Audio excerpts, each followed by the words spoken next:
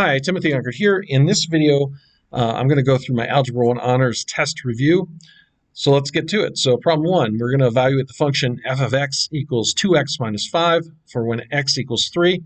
So really we're finding f of 3. We're going to say f of 3 equals 2 times 3 minus 5. 2 times 3 is 6. So we have 6 minus 5, which is 1. So 1 is our solution to that one. Okay, problem 2, we're going to evaluate the function f of x equals the square root of the quantity 2x minus 6, again, for when x equals 3. So we're finding f of 3 again. So we're going to say f of 3 equals the square root of, instead of x, we'll put 3, so 2 times 3 minus 6. 2 times 3 is 6, so we have the square root of 6 minus 6. 6 minus 6 is 0, so we have the square root of 0, which is just 0. So 0 is our solution to that one. Okay, let's look at problem 3. So we're going to find the domain and range of the function f of x equals x squared minus 3. I'm just going to use a D for domain because it's a little bit hard to write with this mouse. So, but you can write out domain. But the domain is all the possible x values that can go into this function, and any x value can go into this function. So we're going to draw the real number symbol.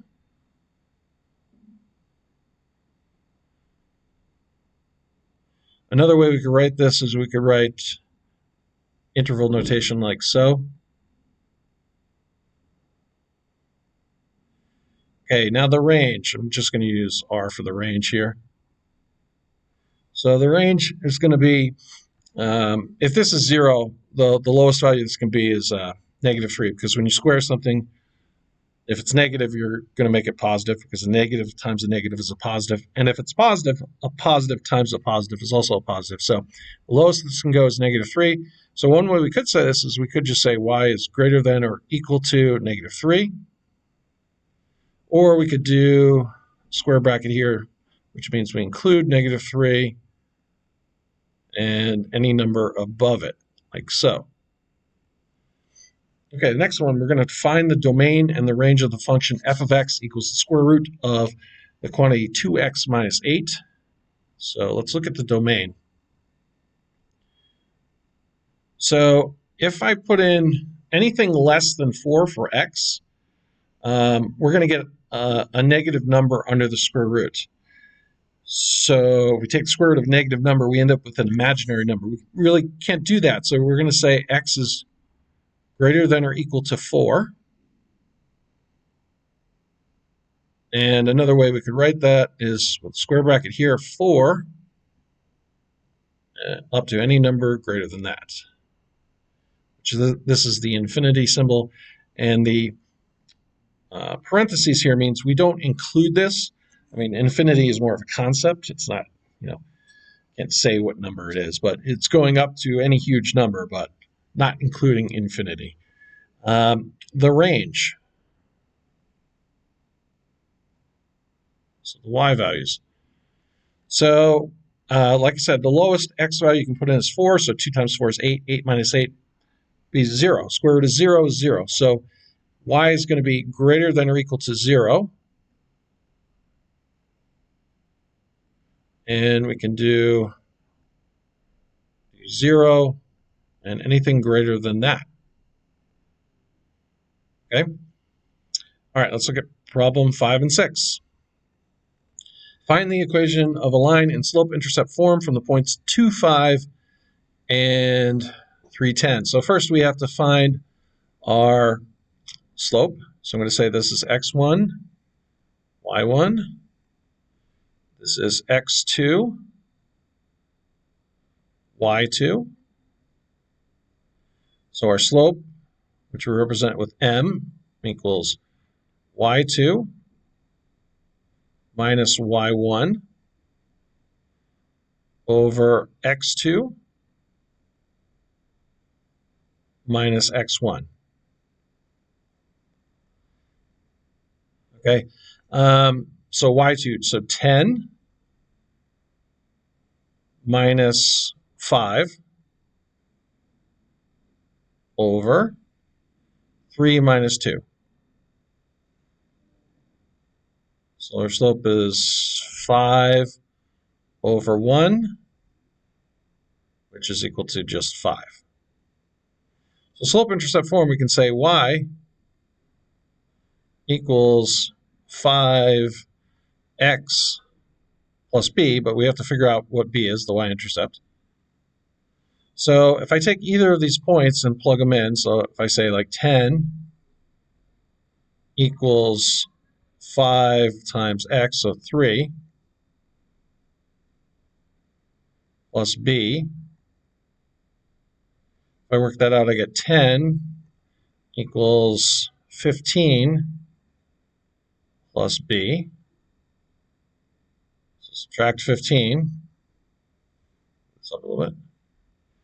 Subtract 15.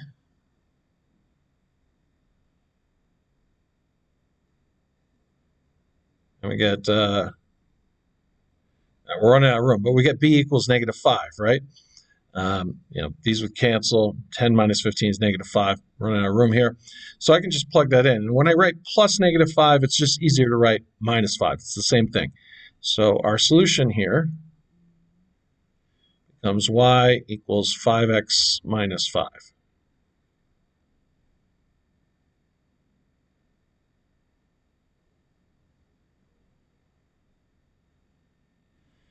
Okay, next one. Find the equation of a line in point-slope form from the points negative 1, 4. So I'll call this x1, and this y1, and this x2,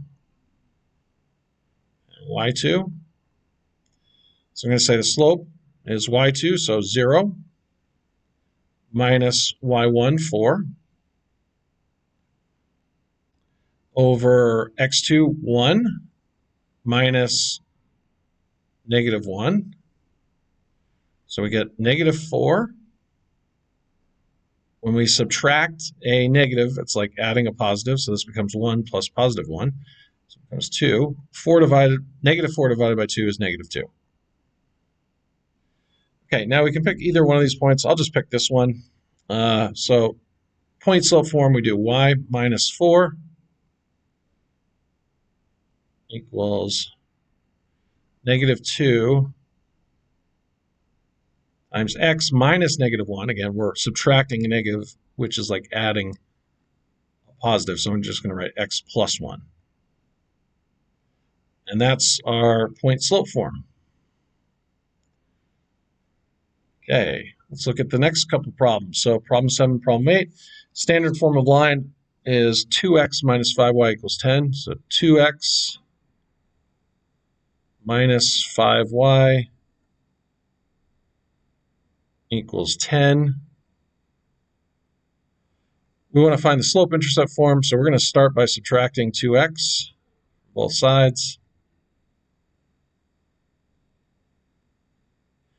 And these cancel. We got negative 5y equals negative 2x plus 10. Divide everything by negative 5.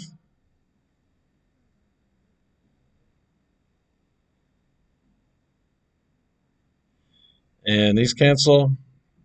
We got y equals a negative divided by a negative is positive. We can put 0.4 or leave it as 2/5. X plus 10 divided by negative 5 is going to be negative 2. So plus negative 2 or just minus 2. And that's that one. Okay, this next one, the slope-intercept form of a line is y equals 3x minus 5. Find the standard form. So standard form, we want the integer in front of x to be positive. So I'm going to subtract y from both sides to start. I'm going to get 0 equals 3x. Okay, so we have 3x here, minus y, minus 5. Now I want the 5 on the other side, so I'm going to have to add 5 to both sides.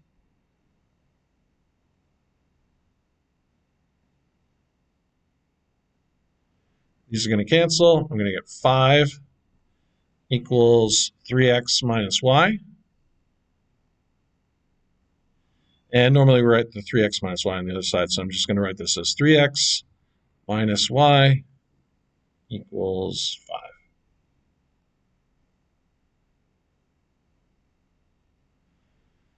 Okay, let's look at the last couple of problems. So got some word problems here.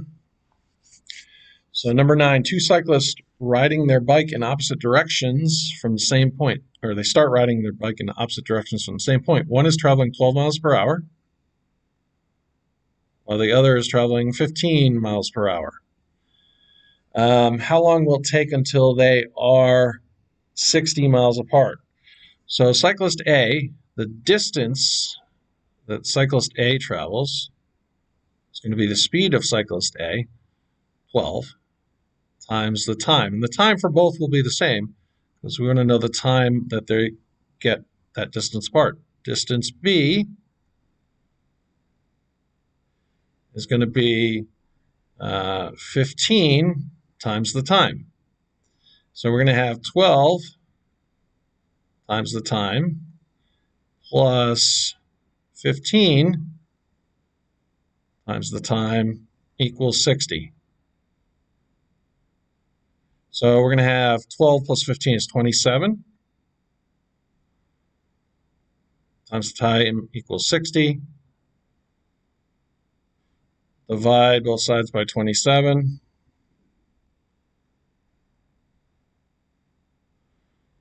So we get the time, and this is hours. It's going to be 60 divided by 27, so 27 times 2 is 54. So we have 2 and 6 27ths, which that's going to simplify because both are divisible by 3, so it's 2 ninths. So 2 and 2 ninths hours.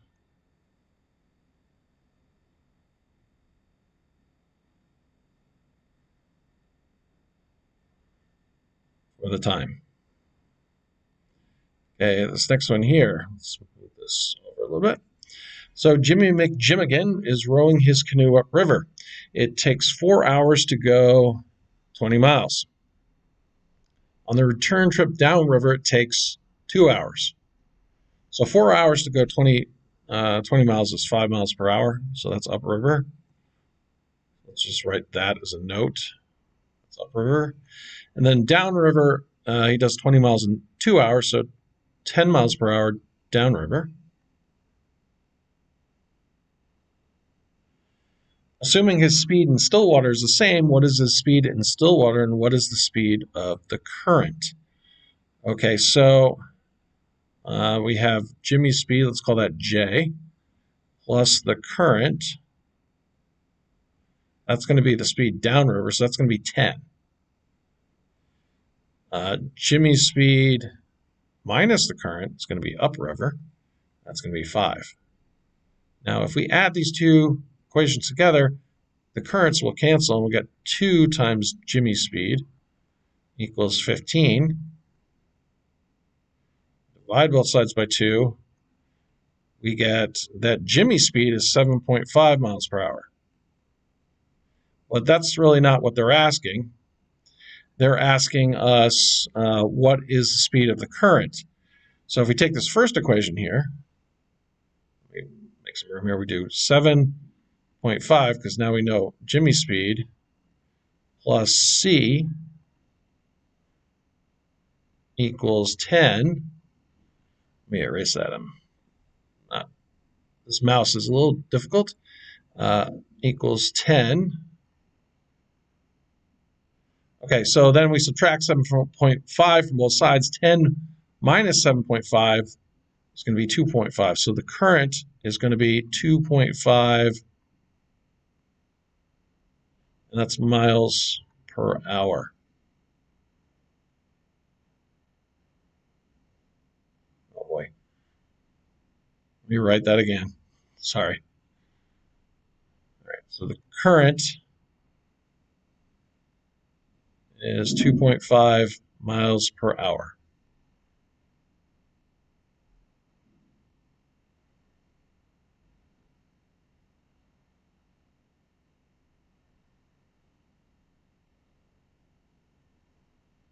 That's my solution for the last one.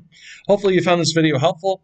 If you did, please give it a like and subscribe to the channel. Hope to see you in the next one. Bye.